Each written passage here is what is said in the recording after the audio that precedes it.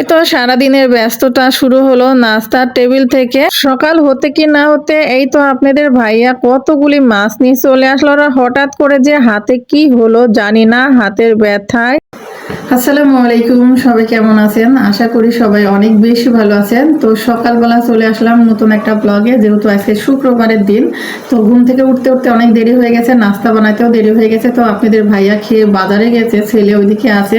আর এই যে আমি এখন খেতে বসে গেছি। দেখুন এখানে পালং শাক দিয়ে কালাই ডাল দিয়ে রান্না করেছি, আর ফুলকপি আলু দিয়ে, নতুন আলু দিয়ে ভাজি, ডিম আর এই তো রুটি নিয়ে বসে গেছি। এখন আমাকে খেতে হবে।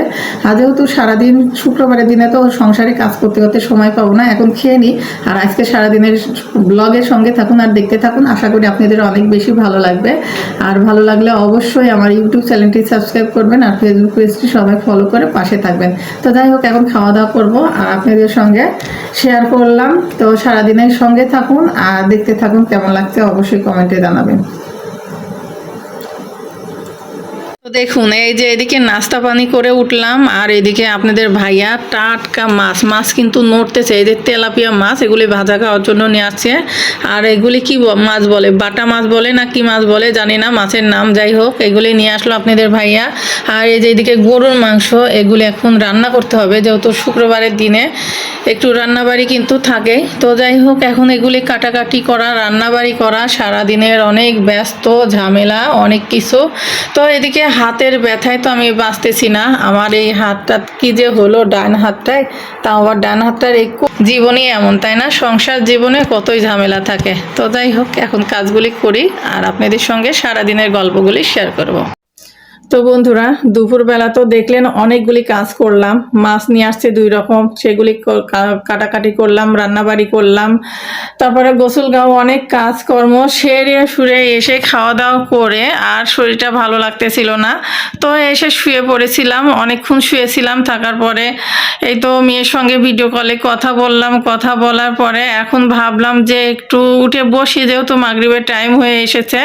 এখন উঠে বসে আছি আর এই যে আমার হাতের যে ব্যথা, আরে ভাই হাতে কোনো কিছুতেই লাগে নাই। কেন যে হাতটা এত পরিমাণে ব্যথা হয়েছে বুঝতে পারছি না। তো যাই হোক, হাতের ব্যথার জন্য কি করা যায় অবশ্যই আপনারা কমেন্টে জানান তো। হঠাৎ করে কেন হাতের এই কবজিটাই ব্যথা করতেছে। তো যাই হোক, মাছ কাটা ধুয়ে ফ্রিজে রেখে দেওয়া, তারপরে দুপুরের আয়োজন করা, রান্নাবাড়ি করা, সব কিছু কমপ্লিট করে গোসল করে একবারে খাওয়া দাওয়া করে আর কোনো ভিডিওই করেছিলাম না। তো যাই হোক, ভাবলাম যে ভিডিওটা আর বেশি বড় করব না, আপনাদের থেকে বিদায় নিই। তো আজকে সারাদিনের ব্লগটি আপনাদের কাছে কেমন লেগেছে অবশ্যই সবাই কমেন্টে জানাবেন। আর অবশ্যই আমার ইউটিউব চ্যানেলটি সবাই সাবস্ক্রাইব করবেন, ফেসবুক পেজটি ফলো করবেন। এখনও পর্যন্ত কিন্তু কম্বলের মধ্যেই বসে আছি, ভালো লাগছে না। শরীরটাও কেমন হয়ে গেছে দেখুন, চোখ মুখগুলি কেমন যেন একটা হয়ে গেছে, শরীরটা অনেক খারাপ যাচ্ছে। আর কিছুদিন ধরে খালি মাথা ঘুরতেছে, মনে হচ্ছে সামনের দিকে উল্টায় পড়ে যাব, জানেন এত পরিমাণে শরীরটা খারাপ লাগতেছে। যাই হোক, সবাই দোয়া করবেন যেন সুস্থ থাকি, অন্তপক্ষে ভালো থাকি, এই দোয়াটাই করবেন। আর শরীরের যে অবস্থা জানি না কি হবে, তো সবাই দোয়া করবেন। তো এই তো আপনাদের দোয়া এবং ভালোবাসাতে যেন আমরা সবসময় ভালো থাকতে পারি, এই দোয়াটাই করবেন। তো ভিডিওটি আর বড় করলাম না, এ পর্যন্তই। সবাই ভালো থাকবেন, সুস্থ থাকবেন।